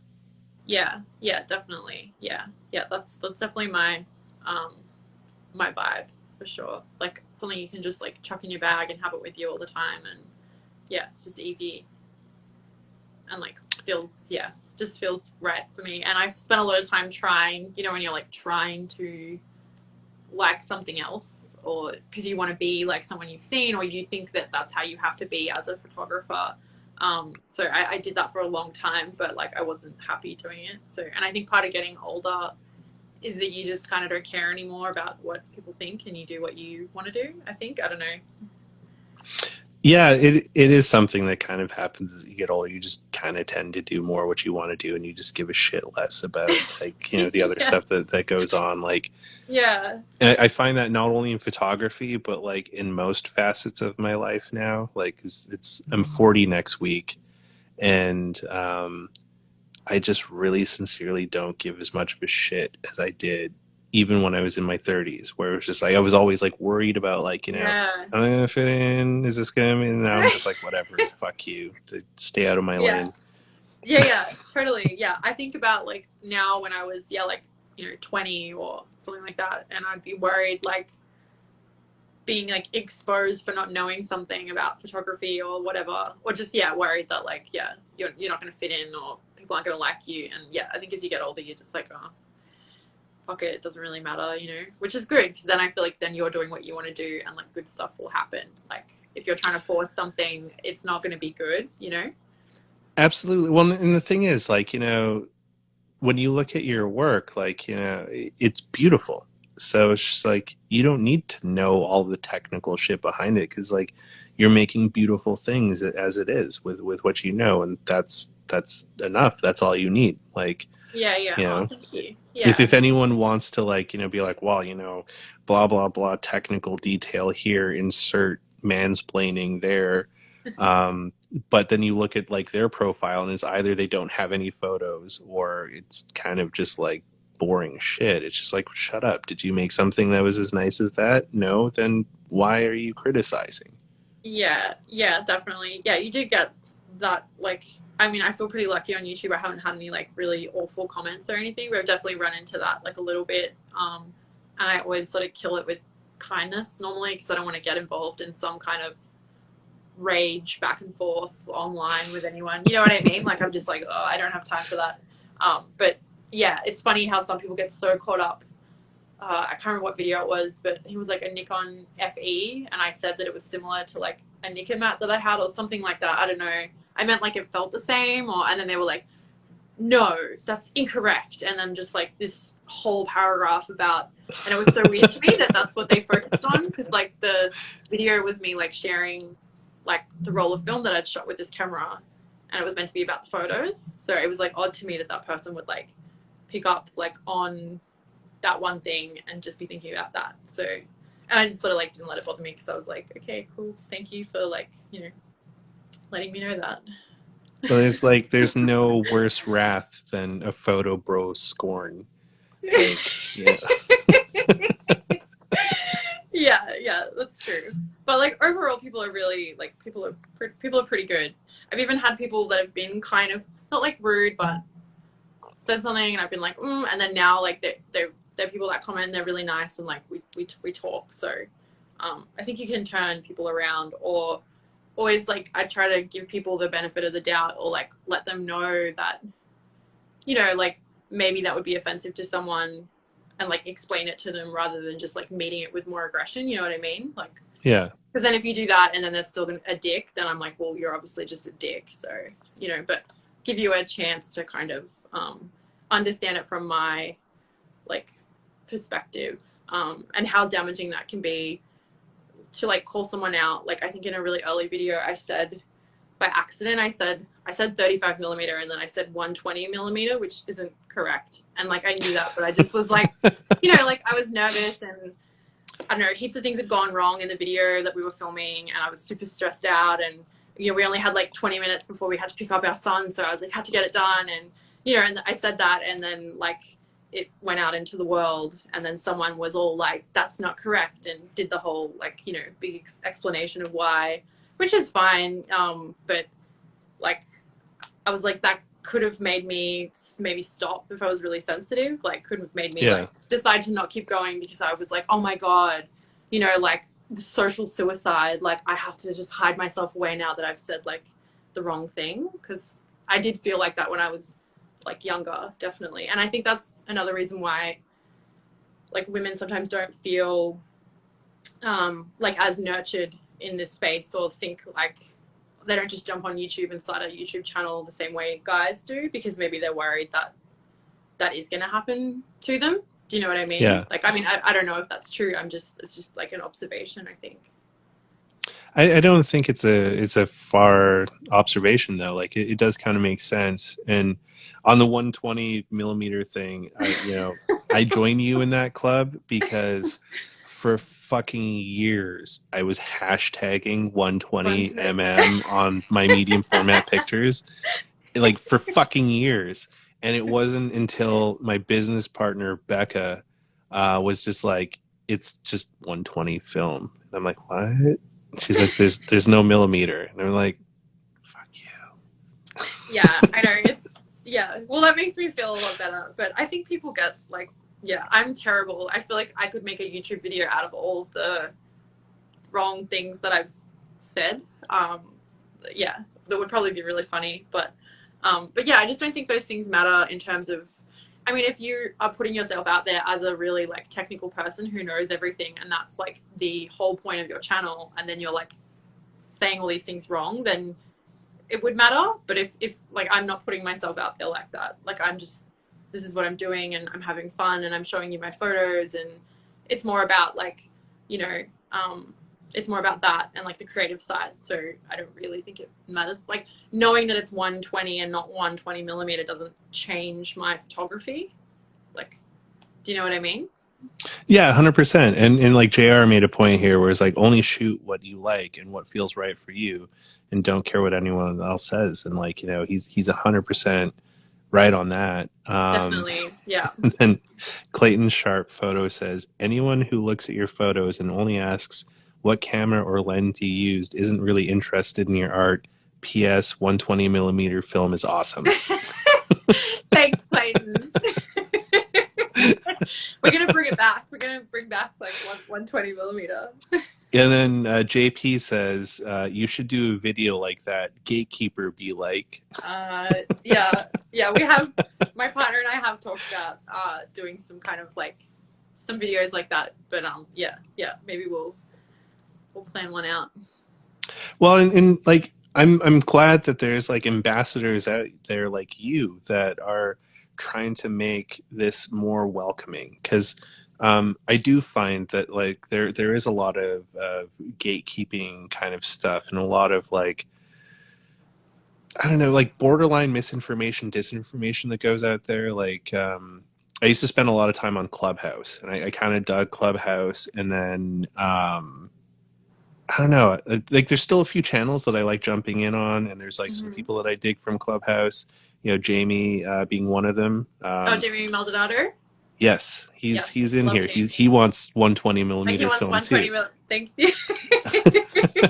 I think we're starting a trend. Yes, we'll have to make a hashtag make 120mm film great again. Yes, I love it. But yeah, like I've sat in on some other chats in Clubhouse, and it it's just some of the pompous shit that some of these Mm, people is like, oh, I'm a published photographer, so like you should shovel every fucking shit nugget I'm spewing out of my mouth into your brain like it's gospel. yeah, yeah. And it's just like, no, that what? And you know, the people, there's like hundreds of people sitting in these rooms listening to this stuff, and I'm just like, I tune out after 5 minutes because I'm like, yeah, this is kind Yeah. of shit. Yeah, yeah. So I've never used Clubhouse, but and I don't have Facebook either or Twitter. But sometimes like my partner will post like in the early days of the channel would post like some of the videos onto like Facebook groups to try and like get them seeing like photography ones. And yeah, people were like, I was reading through like, oh my god, this is like a bit of a like cesspool of people just like yeah, just being like really mean basically, which is I don't know. I just don't really see like what someone gets like out of that, like everyone's entitled to their opinion, but like I just don't see what mileage you get out of like putting someone else's like work down, like it's just a waste of like your energy, I think. Well, I think for some people it's like projection. So it's like either like how they feel about their own work or how someone else has talked to them about their work.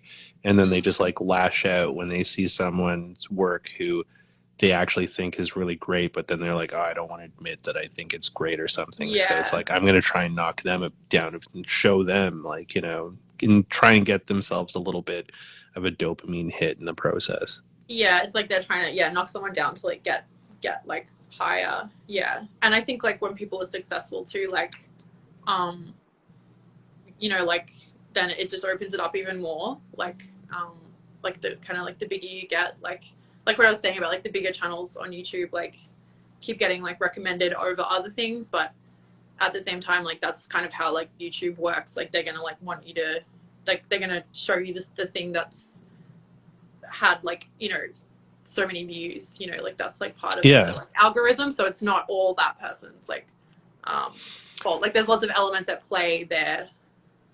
Well, and sometimes having like a large following too doesn't necessarily mean it's like a quality following either. Like I had Grainy Days on earlier this year, and he has like a huge following on YouTube and Instagram Yeah, and yeah. stuff like that.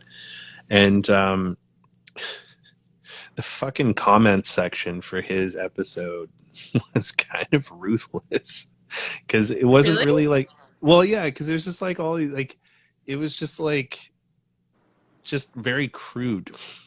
And, I don't know, like it was just nothing really like photography related or like related to like projects he's working on. There was like a few like solid questions, but most of it was just like pee pee poo poo caca bullshit, and I was just like, Yeah, yeah. and it was just like on like it almost looked like when you see those like live streams of someone on Twitch and like the And it's comments are just going like that, and it's like endless of just people like mm. shout me out or like whatever, and I was just like, oh my god, I'm glad that I'm not popular.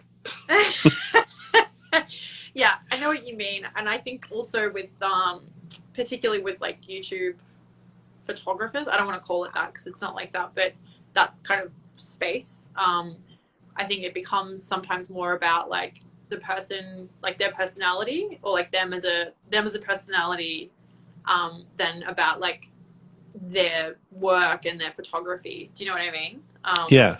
Like that kind of absorbs like what they're actually doing, which is kind of something that happens, I guess, and it's part of why people become successful or not successful.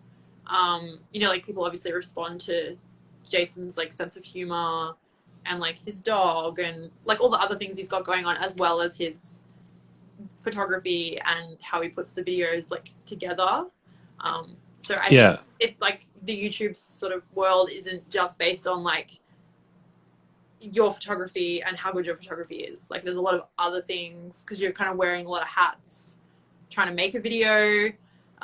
There's, you know, like there's so much that goes like into it. So yeah, it's not just that. Well, and I mean, like that's one of the things that I like about his stuff is like I try to avoid YouTube for that kind of stuff because like I really just you can only watch so many "What's Up Guys" videos before you want to blow your fucking brains out. Yeah. But I get a kick out of his videos because he just has a very sardonic, self-deprecating wit that I Yeah. Yeah. cannot. I can't relate to it whatsoever, but Yes, it's so different. it's so different. It's just like I'm just a ray of sunshine to Yeah, his yeah, like yeah. dark You're cloud really all the time. bubbly. Yeah. Very, some people have called me effervescent. So,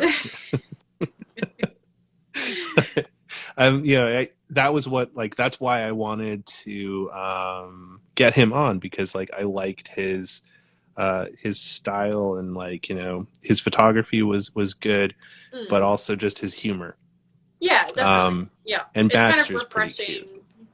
But yeah, like it's different. Like I remember when I found his channel, I was like, this is different to like the other stuff that's out there. Yeah, in the way that he is, because like that, I'm assuming that that's what he's like in real life. Like that's just him being him. Yeah, I'm So gonna guess he's like that. Like his 8x10 video is probably one of my most favorite photography videos I've ever seen. Like, yeah, have you yeah, watched yeah. that one? I'm not sure. Maybe I'll have to. I feel like they all kind of mesh into one sometimes. I'll have to go back They and watch they it. do kind of mesh into one, but the first time he shot 8x10, that video was hilarious because like he was just like, and I took the first shot and it's like the blood rushed to my head and I like passed out and then I shit my pants and it's like, am I in heaven? Is this like what is going? Yeah, yeah. I think it's kind of jogging my memory. I'll have to watch it afterwards. Yeah. The 8x10 one's a pretty solid one, but it was just like because of that humor, there was like some interesting people that came into the comments in the live, and that was the most attended live I've ever had too. There was like 250 people that came into that one. I can imagine for sure. Yeah, people like love the shit out of Grainy Days. Like they just I haven't like heard anyone say anything bad. But he's I think like Jason's like different, and I think anything in the YouTube sort of space that can like is different will like is welcomed and will get kind of like noticed. So yeah. Well, and like what I like and the things that I kind of gravitate to more are like people that JP's like I told you to. I like people that seem like more genuine and honest in their things. Like it's and not trying too hard about it, like not taking themselves super seriously. Like that's definitely that's kind of why I don't really. Well, no, I won't even. There's one YouTube photographer I've totally ripped on him a few times. I won't bring it up again, but it's just like, when you could tell that like people are just trying to make content because they need to get paid. I don't really like that stuff. Yes. Yeah, I think there's a lot of that on YouTube. I'm not gonna name any names either, but yeah, we're both big, so like, no, there's definitely that, and I mean, like, I get it, like, it's a lot of effort to go to make videos, and like, if you want to make it like your full-time job, then you kind of have to, like, you've got to be consistent with your content, and people have like these sponsorships that they're signed to or whatever, and you've got to put out this many videos. Oh wait, sorry, hold that thought for a second. So I just wanted to tell you about the easy way to build websites. It's called Squarespace. Yeah, it's like the Squarespace, the Squarespace people. And when you're done your website and you want to access it securely, you want a VPN service. So yeah, it does get a little bit it gets a bit like old, but then I feel like, I mean, obviously it's really great. Like, I feel if someone can get paid for doing something that they really enjoy, then that's great. And if you believe in Squarespace and if you want to do that, like, that's fine. But I think So I'm trying not to like, say too much, but it's really hard to like, yeah, find a way to like monetize things without like selling out, I suppose. um Yeah. you know what I mean? Like it is difficult. I think that's difficult in all facets of life now. Like you try and be a good person and you try and do things, but then you end up having to like, I don't know, like I try and go to like the farmers market and like do all these little things that help, like not support these like big companies, but then it's really hard to do that unless you go completely like off grid, so Yeah, it's a tough one, and like that's why I've kind of tried to keep the chat the way it is, and I haven't wanted to really like expand out with it. Like I've had a few people be like, you're so many episodes deep, and like, what are you going to do with it?" And I'm like, I'm just going to keep what I'm doing with it. It's like, are you going to try yeah. and make money with it? And I was like, no. Like, Mm. I've sold out in my personal life, kind of like with my career. So it's like I You're like, I can sold only out. afford to sell out in like one area, so Well, it's not only that. Like, well, yeah, I guess, yeah. I chose to sell out in like my work world so that yeah. I can do other things and not have to sell out. So it's just like, in my day job is I'm a corporate sellout, but then that affords me the ability to, do my photography addiction and, Yeah, yeah. um, you know, spend time on these other like passion projects and not have to like be desperate to scramble for money and just put out stuff for the sake of just like, getting Squarespace another couple more customers. Definitely. Yeah. I think I saw actually on this sort of Squarespace sort of topic, Chris from the photo department. I don't know, Christopher Stern. I don't know if you know him or his channel. No, I'm not Okay. familiar with him. I think he just moved to Milwaukee. Is that how you say it? Yeah, Milwaukee. Milwaukee. I was like really struggle Milwaukee. to say that. It's a Yeah, weird one. it is. Yeah, it Yeah. is weird. Yeah, we have a lot of weird ones too that you guys would You probably know, it's a struggle. weird one. Arkansas. Because it looks like Arkansas, but it's Yes. Arkansas. Yeah. That's another like super super hard to say one. But yeah, he has like a fairly successful channel, and I noticed recently he got rid of his sponsorship because he said that he feels like it's not really earning him that much money, and it's like um taking away from like the content on the channel, and he's like started like a Patreon instead so that he can like offer people Yeah. something more if they want to pay and like support the channel. So I think that's like a cool, like a better way to uh like get support like for your channel, but then it's putting it back on like the viewers though, so Yeah, like I've thought about that, like the Patreon thing, yeah, but like yeah, I just don't really find myself that interesting. Like, yeah, I don't yeah, know. yeah, I'm just gonna yeah, put this out for free because definitely, yeah, I yeah. don't value myself. Oh, Melon. Oh, that's so sad. No, Um, I've well, you thought about it, should. and like there's a weird guilt of the idea of like, even if I'm just like, charging $5 a month or something, I was just like, Yeah. I don't want I that. know what you I mean, think but about, there's like, a stress behind it because it's like, okay, yeah, now I have to perform. yeah, Like, what if I don't want to perform? And like, yes, yep, and I hugely. can't really like call in a stunt cock to like do my fucking lives for me. It's Like, all on you. Yeah, definitely. I think, and then if it started to cause you anxiety, you probably wouldn't enjoy it as much. So then yeah, it would be like, why am I doing this? Definitely. I think I agree with you on that front, but I do but think that you would be surprised at the like response that you get. Like, I support like quite a few different people on Patreon for like a very sort of small amount of money because that's all I can afford. But just because I yeah, really like what they do, and like I want to show them that, and I'm happy to pay. Like, I pay for like Netflix, and like I never watch it, and most of it's trash. Like, I'd way rather give like like JB Maldonado or a podcast like Analog Talk or like All Through a Lens or stuff like that. Like, I think people like being able to feel like they can support you. in one that's a like. I do think like the Patreon stuff is an important platform to have out there for creators, And also OnlyFans. It's don't pay to see your friend's butthole instead of some random person's. Like, everyone needs a little bit of love. Like, shower them with some love there. But the Patreon thing is interesting because there's a photographer I've been talking to recently, with Your Eyes on Instagram. And she's been having a bunch of her photography being censored by Instagram, Okay. because like Instagram thinks it's of a sexual nature, and like Yeah. there's like some implied nudity and stuff in there, but like when you look at it, it doesn't feel sexual. Like it's just really like artistic, beautiful Mm. photos. Yeah, But yeah. Instagram's like Yeah, and yeah, I know, it's so anyone, dumb.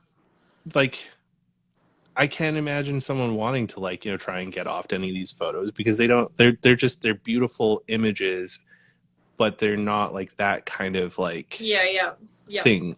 yeah. So like she's recently launched a Patreon so that she can like do her What? work there without Yep. being censored.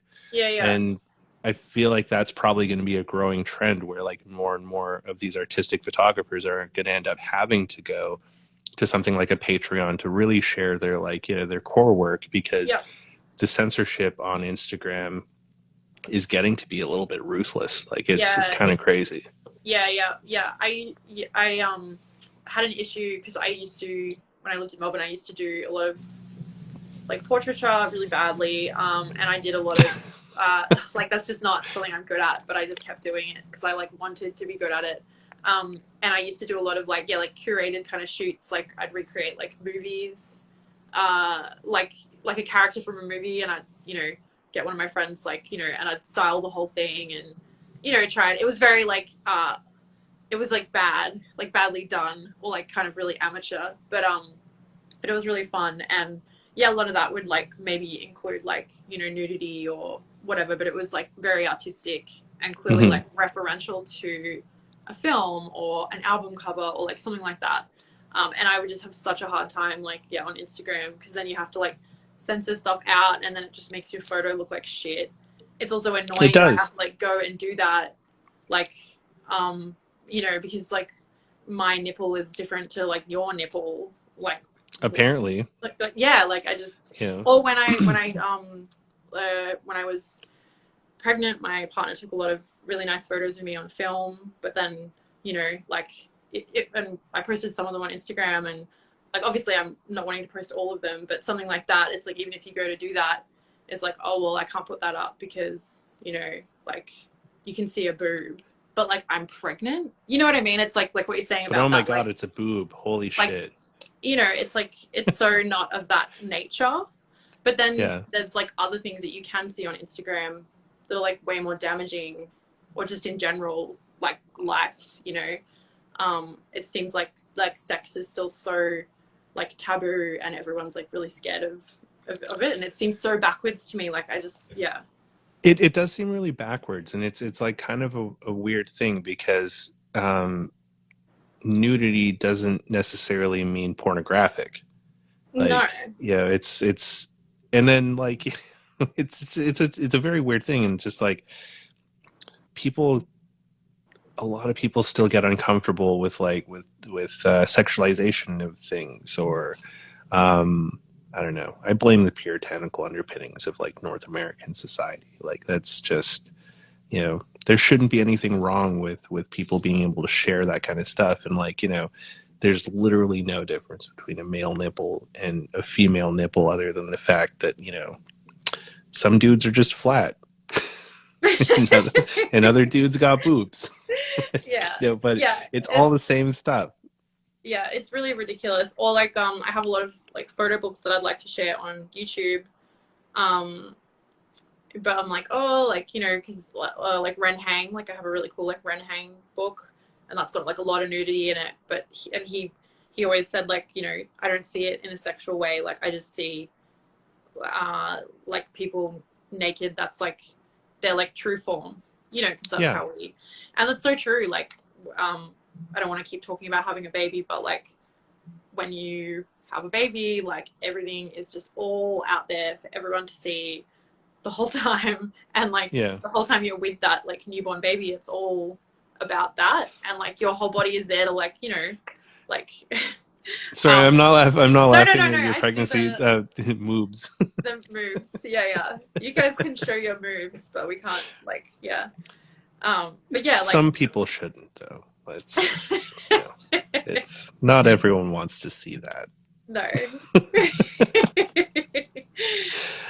Yeah, it just seems really yeah, it seems really silly. It's something I've always thought and used to get like super super angry about when I was like younger. Not that it doesn't make me angry now, but yeah, it's really shit if that's the kind of photography that you're doing and then you can't like properly share it on like platforms because of censorship. And then if you do it too many Yeah. times, doesn't like your account get like cancelled or Yeah, they'll like delete your account. and that's like there's you know, some people have like a really big following on Instagram and that's their main thing, you know, like that's the way they like get jobs or you know, like that's the way they're marketing themselves. So if that all goes, it's like, you know, all over like, you know, seeing a boob or something. It's just so ridiculous.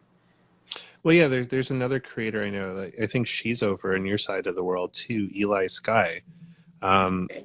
I really love her work, but it's very provocative and like she does do like the nudity kind of stuff for like or part of her art, but Instagram like deleted her account because it was just like too sexualized. And what's just wild about that is like it says what it is. Like if you don't want to look at it, then don't.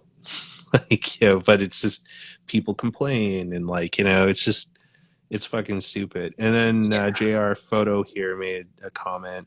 Yeah, I have a I beautiful read photo that. of our yeah, I have a beautiful photo of our daughter with her ear to mama's pregnant tummy, but because she's topless, he can't share it.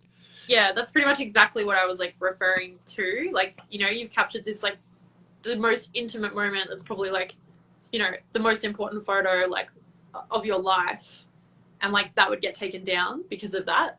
You know, like Yeah. that's like the whole essence of life, and you know, like how could that be like you say, it's not like a sexual photo. So yeah, there's no No, differentiating it's between like that. it's an intimate photo, but like that doesn't mean it's sexual. Like Yeah, it's and that's like a lot of the black well like people photos like black and white, some color I've seen, but most of them have been black and white that are like really intimate, are some of the work that I really enjoy being able to check out. And some of that stuff would be a little too risque for the Instagrams and whatnot. yeah, yeah. But then there's like this line where you can show like you can almost show things, and like that's okay. You know, like you see some stuff and that's up there and it's allowed to be shown, but then you can't. You know, like it's Yeah. just yeah, it's kind of. I was talking to my partner about this last night. With it exists in like movies too, like scenes. Like a movie will get like banned, or people don't want people to see movies. You know, that are really like graphic, but they're real. But then you can lightly show, like you know, rape or something like that in a more mainstream film, and it's almost like the woman's being sexualized a little bit, like Absolutely, yeah. and that's 100%. okay.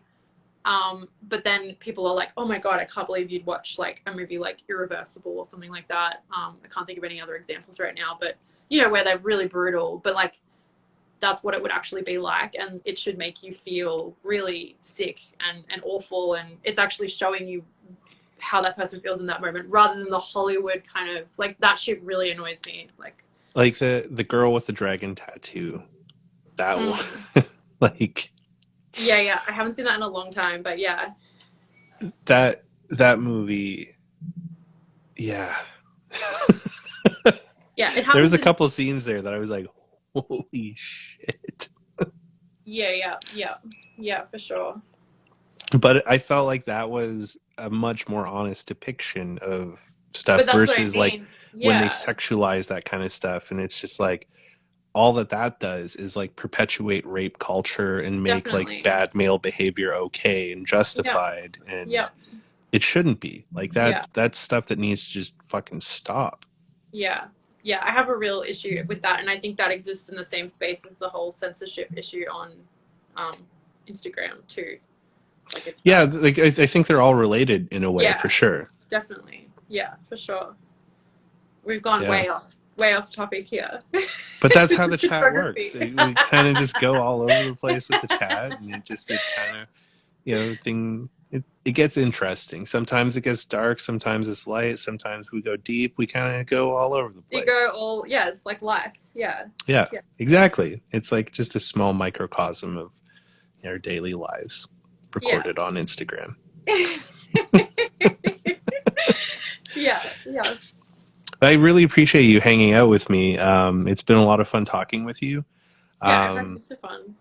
It has been loads of fun, but we're coming up here on 2 hours, so It goes by so quick. Like I told you it goes so fast. Like it's crazy how quickly it goes. So I imagine, like, I know it's late here, so I imagine it's probably, well, no, it's kind of early on your side. yeah, it's 4 p.m. here, but it's getting close to like dinner, bath time, bedtime for the baby. So it's like a good time to end it. But yeah, it definitely didn't feel like 2 hours.